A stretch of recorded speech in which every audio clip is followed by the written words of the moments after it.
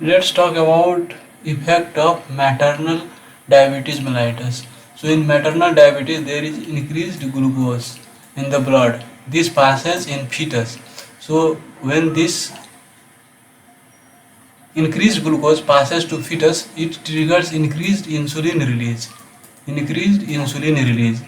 And what are the effects of increased insulin? It causes hypoglycemia.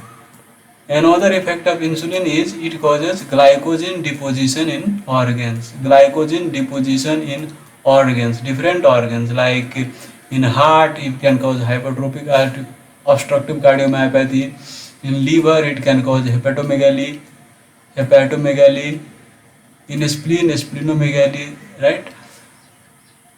So let's suppose you see one newborn who who is in respiratory distress, who has tachypnea, chest retraction, and on echo you find hypertrophic obstructive cardiomyopathy. So what is the management of that child? Actually, this hypertrophic obstructive cardiomyopathy is transient because it is due to glycogen deposition. So it will resolve on its own in due course of time. So just symptomatic management is only required because this is due to increased glycogen deposition, due to increased insulin in fetus, but as fetus comes out of the uterus, then this effect goes away and slowly this increased septal hypertrophy starts settling down.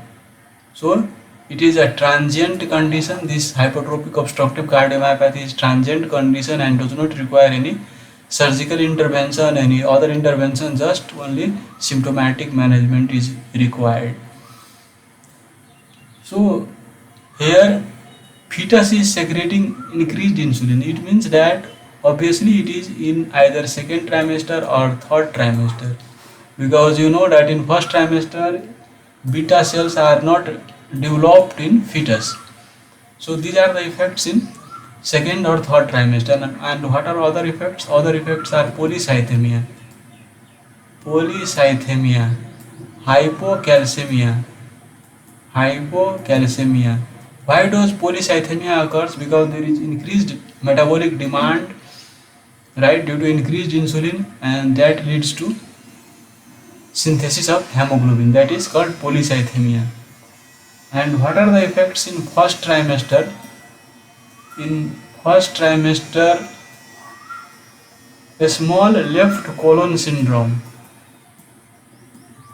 Others are congenital heart disease like hypoplastic left ventricle or hypoplastic left heart. So in this condition, what you have to do, that you have to give prostaglandin E to maintain the patency of ductus arteriosus, right? Because here cyanosis may occur and it needs support from right ventricle. That's why PTA should be patent. Temporarily, after surgery is done, it is not required, but for temporary management prostaglandin E should be given.